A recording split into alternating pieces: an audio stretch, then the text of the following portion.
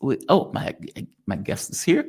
The man himself, KJ No, always a fan favorite. KJ No is a journalist, political analyst, writer, and teacher specializing in the geopolitics of the Asia Pacific region. He is contributor to the book Capitalism on a Ventilator, once it's by Amazon. He is now available at iacenter.org. He is also part of China Report on Breakthrough News. Definitely check him out. KJ, welcome to the show, man. Thank you for joining me. You doing okay today? I'm doing well. Pleasure to be with you. Absolutely. It's a pleasure to have you. Okay, I'm sorry. Just give me 1 second. Okay. There's been a lot of stuff going on this morning. So I was checking, I had to do a quick check. Interesting things that are taking place. Donald Trump has, I don't know what to call it. The idea that the U.S. is, in fact, let me show the article, because the article is so outrageous that it defies belief, and yet it exists. Nonetheless, it flies. The U.S. declares global use of Huawei chips violation of export laws. Basically, he's trying to criminalize the use of Huawei's AI chips across the world, going through borders and everything else. Like, I don't care about your sovereignty. I don't care about your borders. This is against the law, which is pretty astonishing that one man in a country that represents 4% of the world can say that and say it with a straight face. And yet he's saying it with a straight face. China has to be aghast by this. And they've also put out their threats of, if you limit our stuff, we will retaliate. So we're now back at another standoff between the US and China on issues of trade. Yeah, Jamal, this is a pattern with the United States. You know, the United States will make nice about one thing, and then immediately it will do something else to undermine it. So it's a pattern of Jekyll and Hyde, good cop, bad cop. And you saw this throughout the Biden administration. You know, the moment that they would de-escalate tensions, right after, immediately after meeting, you know, they would initiate some really, really aggressive sanctions on China. And it's a strategy. It's Jekyll and Hyde, good cop, bad cop, you know, beatings and flowers. They just kind of pendulate back and forth between them. And what it speaks to, Jamal, ultimately, is that the US is at war with China. We're not right at the stage of kinetic war, but we are at the stage of subkinetic war, or if you will, this is the strategy of what you do in counterinsurgency. In fact, this Jekyll and Hyde tactic is what you do under counterinsurgency. You give your opponent, you know, soccer balls during the day, play soccer with them during the day, give them, you know, vaccines, and then at night you break into their houses and, you know, kidnap their children and their wives and, you know, and scare them. So this is a deliberate strategy that's going on. And it's something that the Biden administration mapped out, you know, starting with the Afghan war. It goes back much earlier, but it's been a continuous strategy. And so you can see that even as the US accelerated the tariff wars, then it dialed those down. And at the same time, the next day, it started these attacks on Huawei's Ascend chips. So this is the larger pattern. Why did they go after Huawei? Well, it has to do with the fact that the US sees war in a very broad sense. The war with China is not simply escalating towards kinetic war, but there's everything else you do before that. And that involves lawfare, information warfare, cyber warfare, and of course, tech warfare and economic warfare. These are all components of what the US refers to as a kind of multi-dimensional hybrid war. So this is one dimension of that hybrid war. And if you recall, during the Biden administration, the US passed legislation to destroy Huawei. Why is, you know, what's the thing about Huawei? Well, Huawei is, among other things, it is a worker-owned company. It's one of the best companies on the planet, but it is a worker-owned company. And it spends about $20 billion a year on research. So it is always at the cutting edge of research. I think they have something like, I want to say tens of thousands, possibly up to 70,000 people doing research. So it is a research powerhouse as well as a tech powerhouse. Of course, it makes probably the best phones in the world. But the United States, in order to sanction or to destroy Huawei, because Huawei represents China's growing technological edge, the US wants to cut China out from any technological development. They essentially want to freeze China's development in place. And one of the plans that the Biden administration came up with was that we're going to put Huawei into a 4-point chokehold. That is to say, they cannot buy US chips, they cannot buy the machines that are used to make chips, they cannot get the design software that you use to design the chips. Anybody who works with Huawei, who has any relationship to the United States, will be sanctioned. They're not going to be able to use an American OS, that is Android. They're not even going to be able to use the enterprise software that they use for running their company, sending emails and coordinating things. Even that was banned. Everything was banned. And the US referred to this as a 4-point chokehold designed to kill. The idea was to kill Huawei and to kill China's technological development. What was the result of that? Huawei just made its own chips. It developed its own technology. It built its own operating system. It built its own enterprise software. And now it's making its own chips. These are the Ascend chips, the C, B, C, and D. Mm-hmm. And the US is saying that no country, no company can use these chips, buy them, sell them, use them for AI, or use any US chips to run training on Chinese AI systems. So they're coming out full frontal, saying that anything Chinese is completely banned. And as you point out, the Chinese are not happy with this. They will take their own countermeasures. This is the problem with the people running the Biden and the Trump administration. First, they don't realize that you cannot prevent the growth of technology. You block them from developing technology, you block them from access to chips, they'll simply develop their own. Second thing is they don't understand that the Chinese have counter moves. And I assure you, those counter moves will come fast and rapidly. And I think we can expect to see the entire tariff regime unravel pretty rapidly unless the US steps back from this. And then, the other reason is US policy and the US government in general is run by lawyers. Okay, most of the people in US legislature and in the US government are lawyers or they have a legal background, and there are a few businessmen.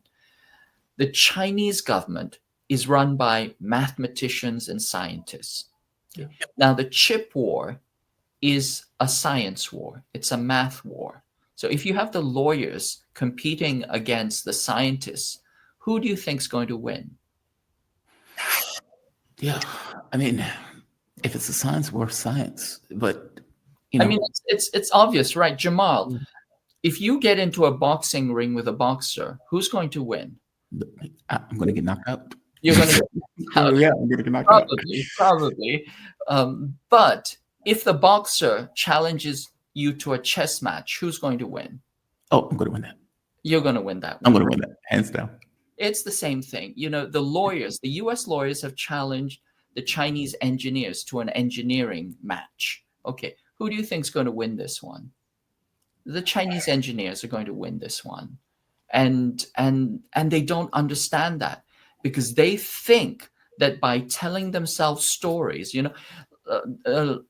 the law is an interesting body of knowledge. It's a highly technical, highly specialized, area. It's a field, very, very specialized. But inside law, there's something they call the theory of the case. Okay, Mhm. theory of the case just means a story. It's the story you tell yourself, and you think that your story is going to be better than the other person's story. And if your theory of the case prevails, that is to say, if your story is better than your counterparty's story, then you win.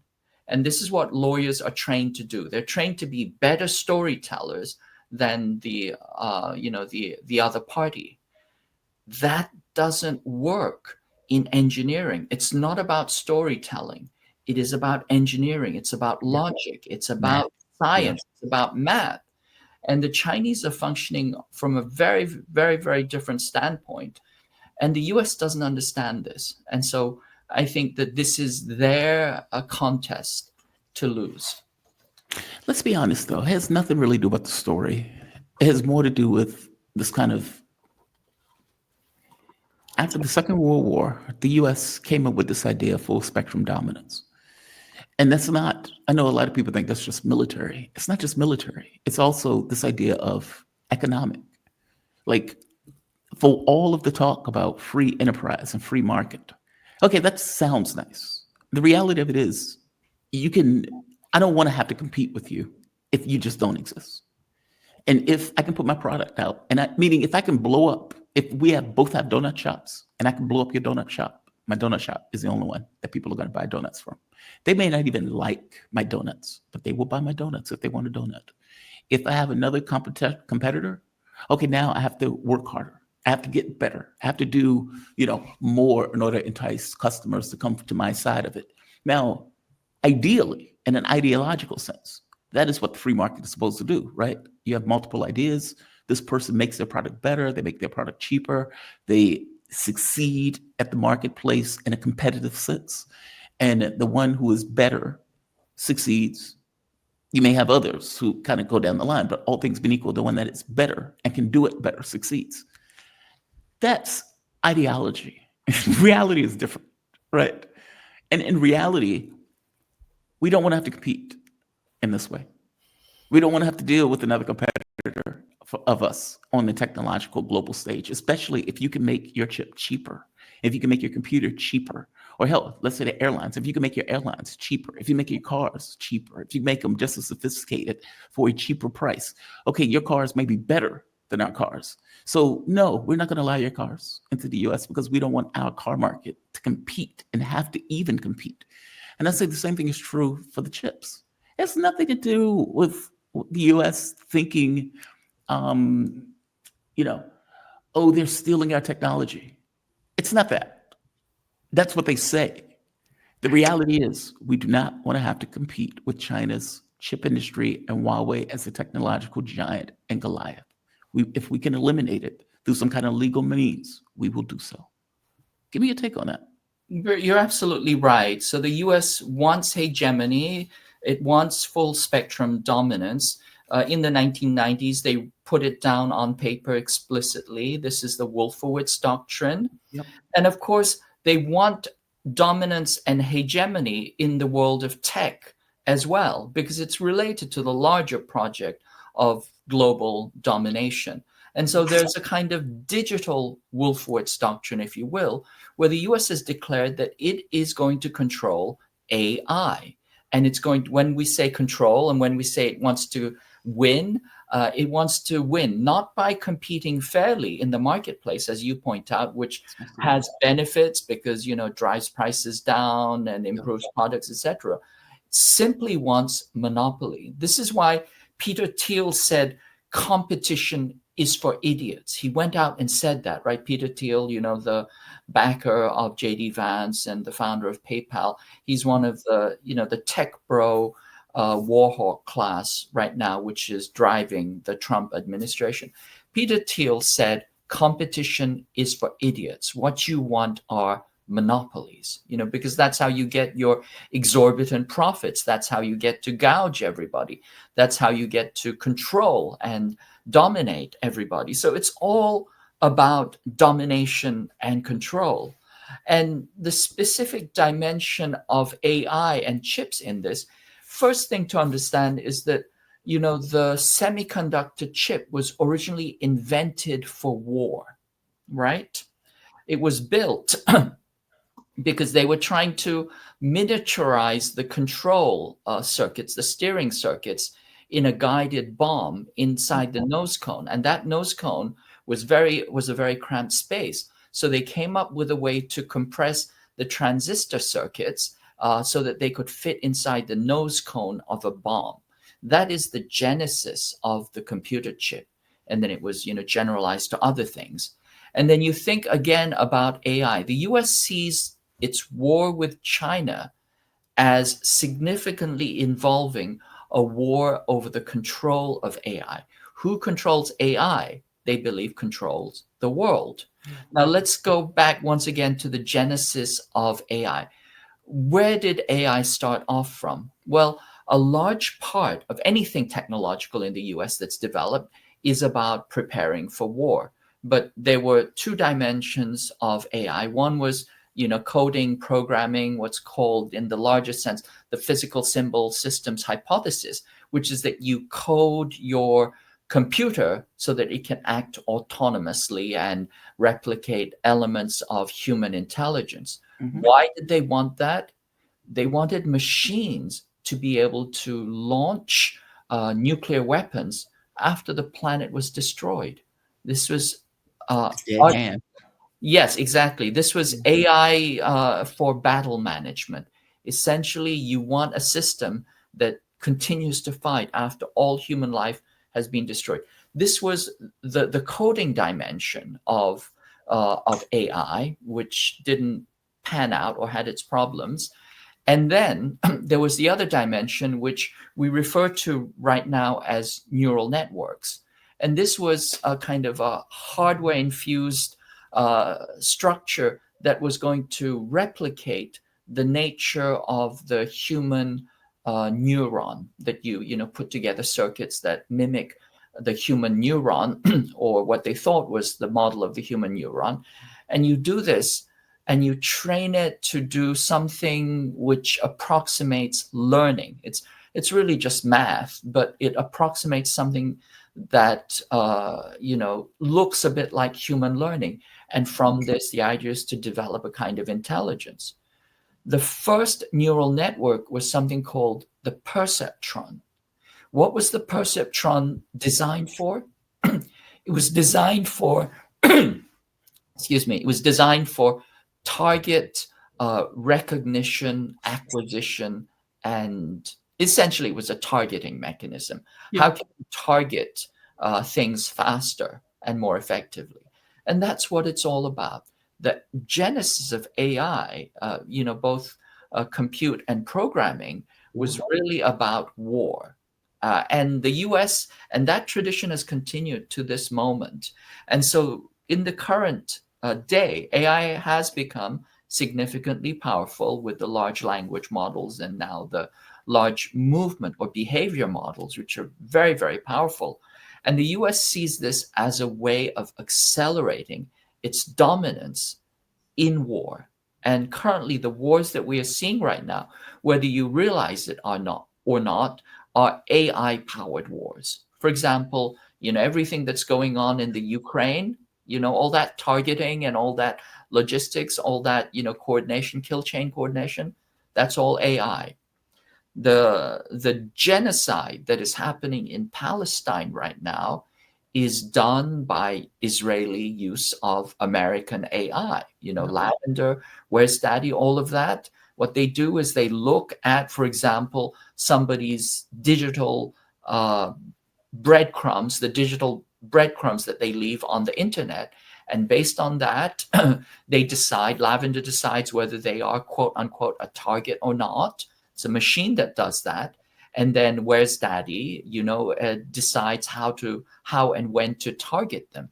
All of this is AI enabled, and it's done by US corporations like Palantir and other AI corporations. And so right now, war itself is the application of AI as it was originally intended right from its genesis.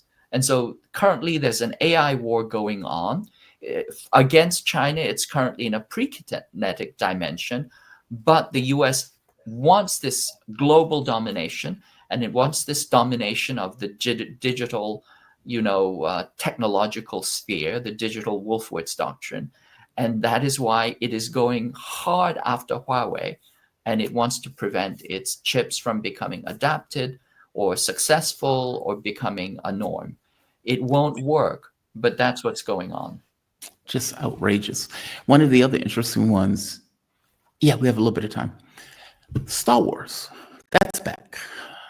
So Donald Trump has come up with this thing of Golden Dome. And as the reporters ask him, hey, has anybody really asked for that? And of course, the answer is nobody asked for that, right? There are even treaties about putting weapons in space, which is what Golden Dome would require, which is why China is pointing out that's outrageous.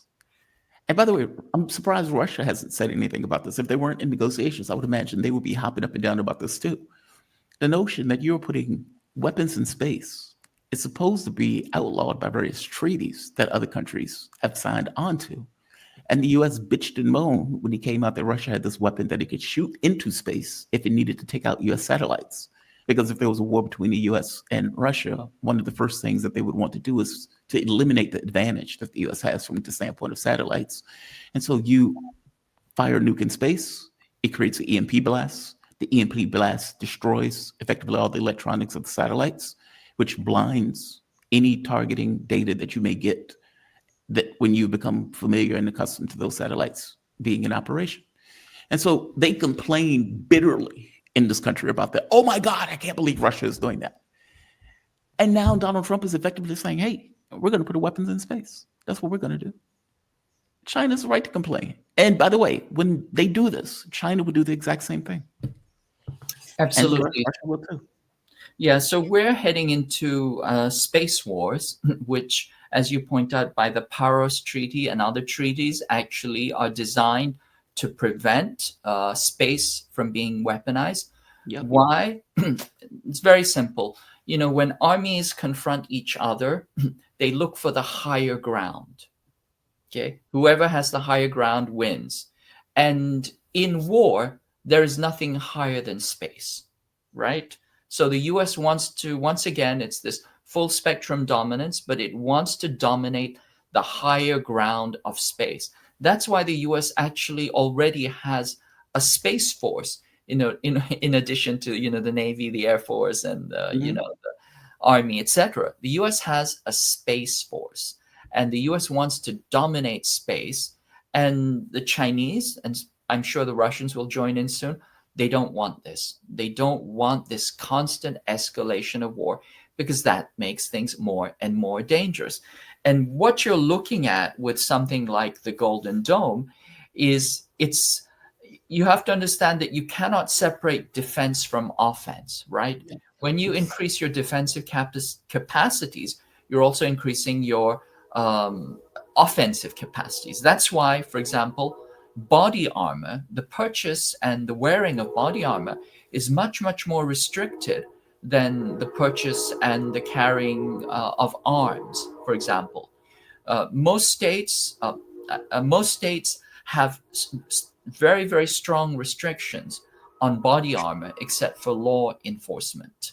But the restrictions on guns themselves are actually much more lax than the legislation around body armor, because they know that if you have people with body armor walking around, then that just adds another layer to the risk and the danger. Right. And what the US is proposing is that it's going to essentially say, we're going to put body armor over our entire country at the same time that we continue to accelerate our nuclear weapons development. Okay. That is a catastrophe. That is a recipe for planetary suicide.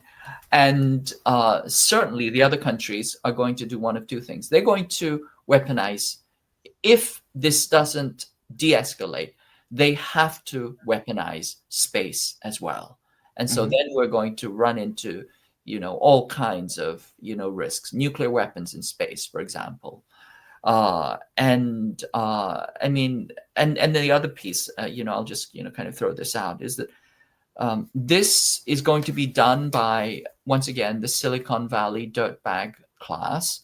We're talking about Palantir and SpaceX, etc. It's going to be done by private contractors. So it is going to be pigs at the trough, feeding off, the possibility of war. But will it be effective? And can they outmatch or outpace China's capacity to develop technology? I'm not so sure about that. As I said, China is a country which is led by scientists and engineers. They understand science and engineering. US is led, including some, tech companies, they're led by lawyers. That is not a recipe for success, but it is a recipe for tremendously dangerous escalation. Yeah. KJ, you're so right. The issues with lawyers is, my mom always said she never wanted me to be a lawyer because they're dishonest. Basically, they lie for a living. There's a line. There's a line from Shakespeare, which I won't repeat here, but he seems to think that there is a to kill all the lawyers, if I'm not mistaken. There you go. Yeah. Yeah, because it's what I was talking to Maloof about.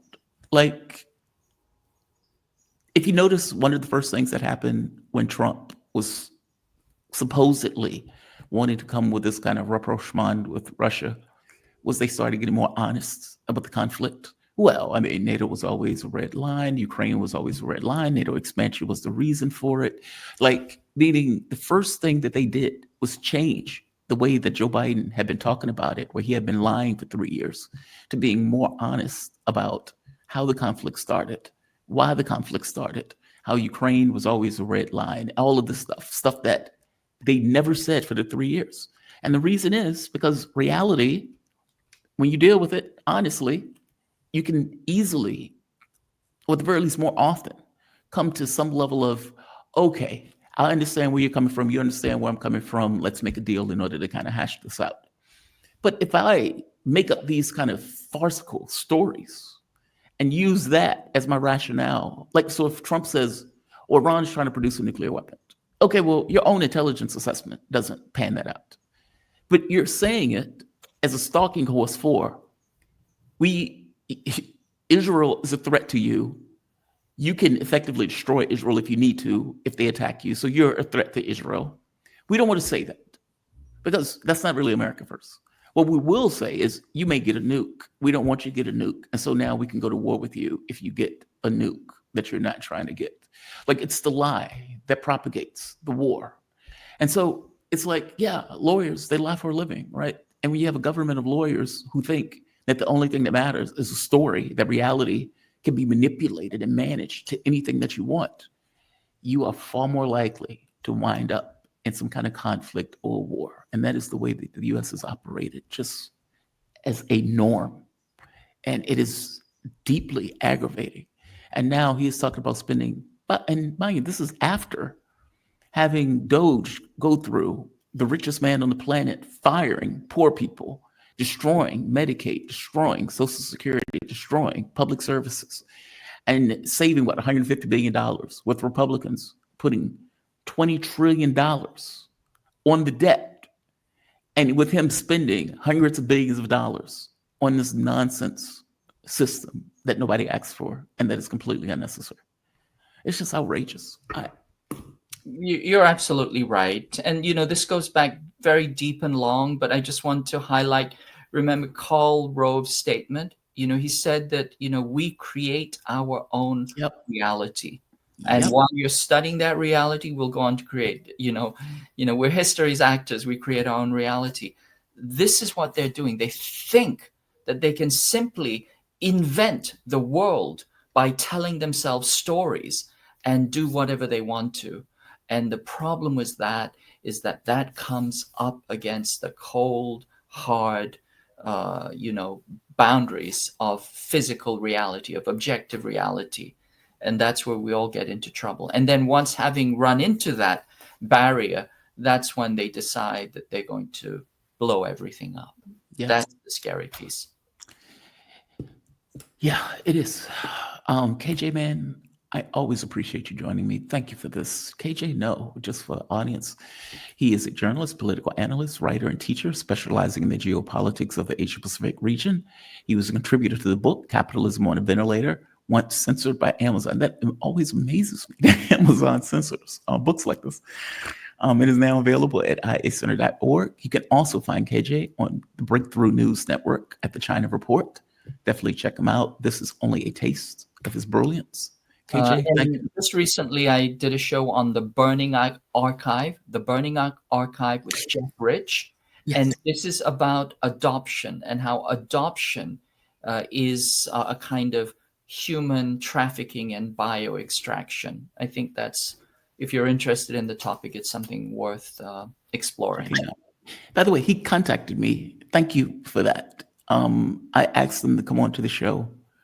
So I would love to bring him on for an interview. He was like, he gave me this long thing about I have a PhD and I have all this, like, dude, you had me at hello. I've seen your show before. So thank you for that. KJ, man, you're fantastic, man. Thank you. You have a good one, okay?